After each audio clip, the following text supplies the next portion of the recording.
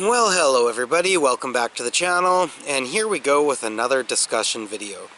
So, what we allow into our minds is something that's been on my mind a little bit lately, no pun intended.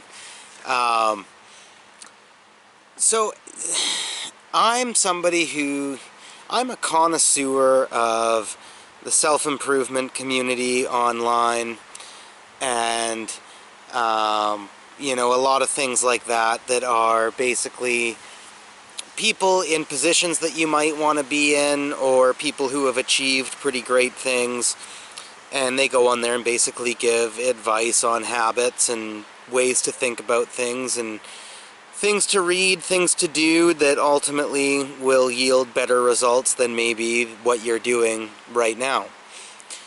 And that's great. I love that sort of thing, and I find that there's some excellent advice out there that wasn't always out there for people to freely have. So I thoroughly enjoy that. But what I want to talk about is, in today's day and age, and this is the same for the self-improvement community as well as any subject matter you can think of, we're living in a time where there is an overabundance of information. There's anywhere in the world, anything that's going on, anything that anybody thinks about, anything at any given time you can find. There's so much information out there. And we're sort of at a state where we have to almost monitor what we allow into our brains. And I want to talk about that a bit, because I think it's definitely a bit of an unprecedented situation. I mean, if you rewind the clock back not that far, I think it was always a lack of information that was the problem. And so I think just the world scrambled super fast to try to fix the lack of information that there was on certain things, and it backfired pretty heavily in the sense that now the problem for, I'd say, about the past 5 years, maybe a little bit more, maybe even a little bit less for that matter, is that there's too much information and that we don't know what to do with it. So, and there's still a lot of positives about there being an overabundance of ideas and information. There's definitely some heavy positives, but there's also quite a bit of negatives, and I'm just going to try to explain this in a way that there might be some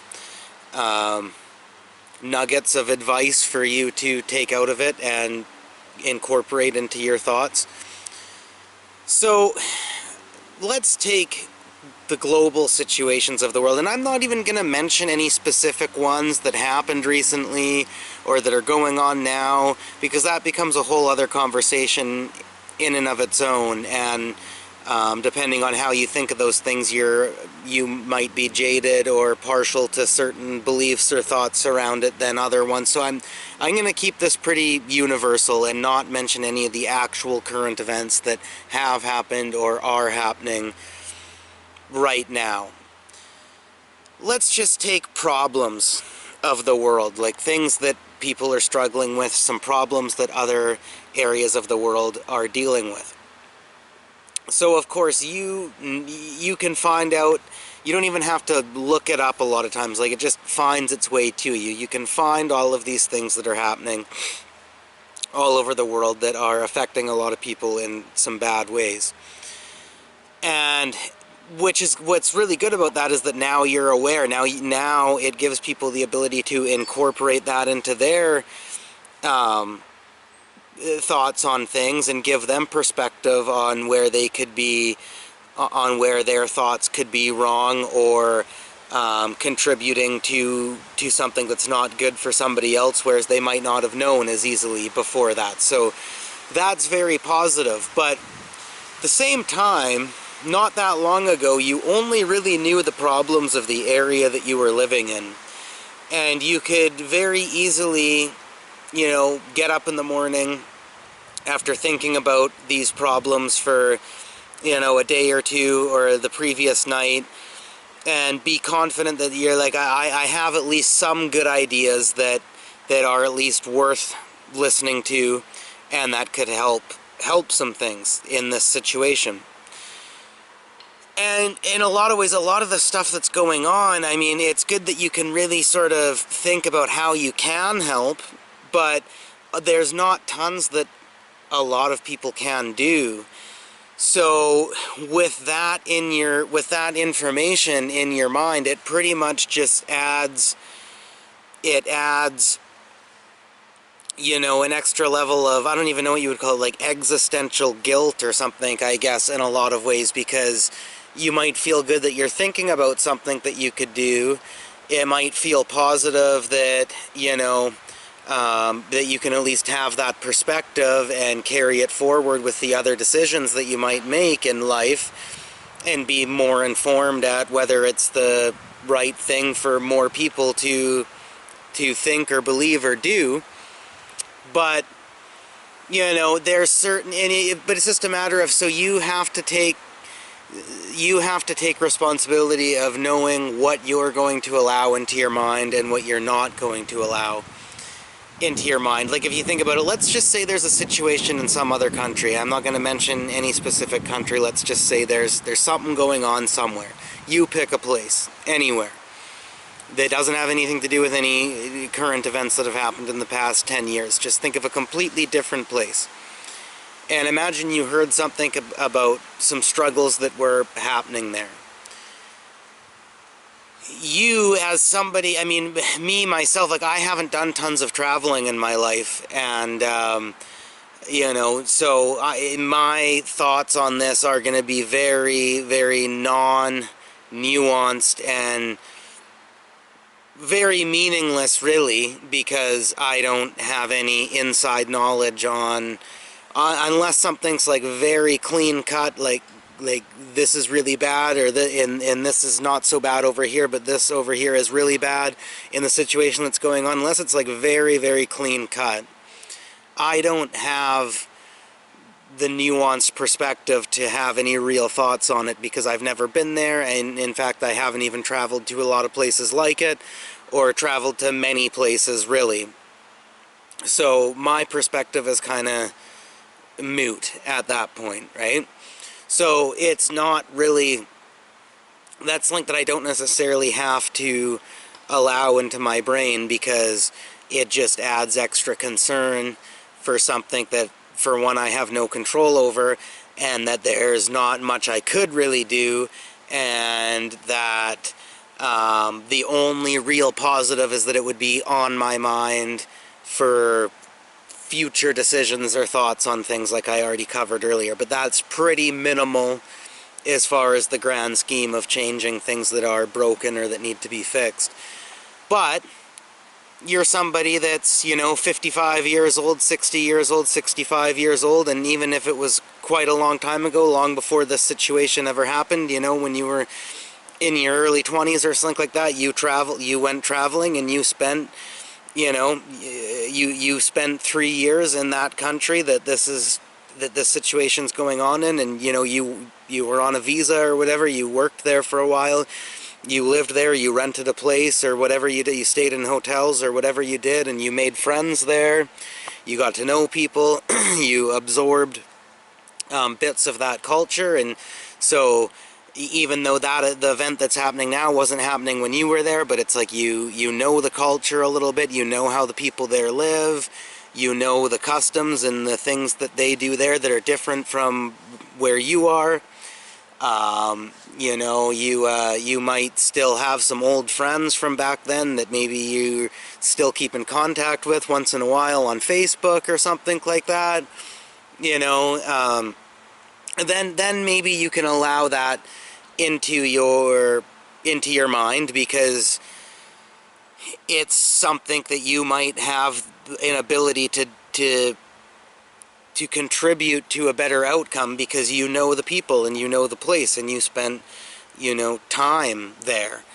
You know, it's even like any of the stuff to do with in the self-improvement community. I mean, just because the outcome that any person that's talking about this or that you follow is a good outcome and is better than where you are at right now doesn't necessarily mean that their method of doing things and that where they ended up with it is ideal for you personally, and it also doesn't mean that it's what you want, and it also doesn't mean that that you want, even if they are successful, you might want to be successful, but it doesn't mean that you want to be successful and take on the responsibilities and the concerns that specific person has decided upon.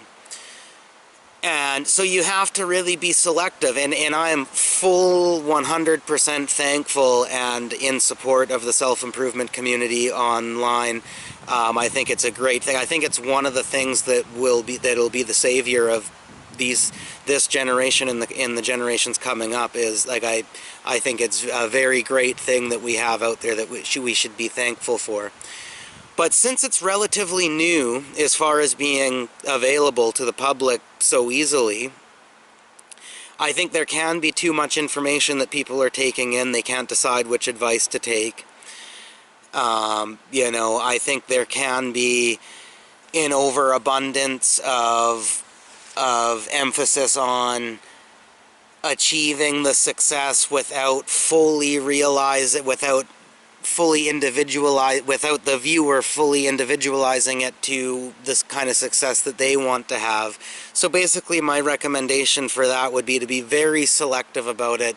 You know, and when you're first starting on it, yeah, like watch all the people, you know, because you're not going to know which ones resonate with you or which ones are right for you or what paths you would like to or what sort of advice you would like to take yet, because you're just new into it. So in that sense, yeah, watch all the podcasts, listen to all the people that are out there, and then there might be a middle period where you're a little bit confused. You're like, oh, I like this person, but I like the outcome of this other person a bit better than that person over there. And, you know, it doesn't mean that you have to stick to just one. Like, you can have 2 or 3, maybe even 4 or 5, but there's a lot of them out there, so you could easily get trapped into having way more than that. So you need to have a select number of, like, let's say not going any more than 5 as like the very top limit of the ones that you follow. And of course it can change. I mean, life is nuanced and ideas are nuanced. It can change, but just be a lot more selective about it, and really, once you're past that mid-period of sort of being kind of confused about which ones are right for you, you know, once you've passed that, just be very selective about it. Pick your few that you think are the right match, at least for now. And if you do change over and not be as interested in one and want to switch over to another one, make sure you're thinking of that carefully. And yeah, just be very selective about the information that you're allowing into your mind, especially when it comes to self-improvement, because you can become more confused and more unsure of which direction to go with the amount of options that there are. And I mean, even this video here, I mean, if you're somebody who's chosen the path, say you're some sort of a professor or teacher or something like that, and you teach like some sort of philosophy, social justice kind of course or something like that, and you know, part of the job is taking in tons and tons of information all the time. And you know, yeah, of course the students are handing in their work, and you're looking through all of it, and of course you're marking it for grammar errors, and you know, you're giving marks for effort and how good certain ones are as compared to others, and you're you know, but all the while you're doing this, you're intrigued. It's like you're doing your work by marking it, but you're also very intrigued and interested, and it's just the burden that you've chosen to take in life, that because it interests you so much that you're absorbing all of you're reading this, and you're like, oh wow, it's so fascinating that this student has these sorts of thoughts on this subject matter that I've got them to write a report on or whatever. and this other student over here has a completely different idea about it, and oh, this person over here, this is like, I'm giving this a fail, or I'm giving it very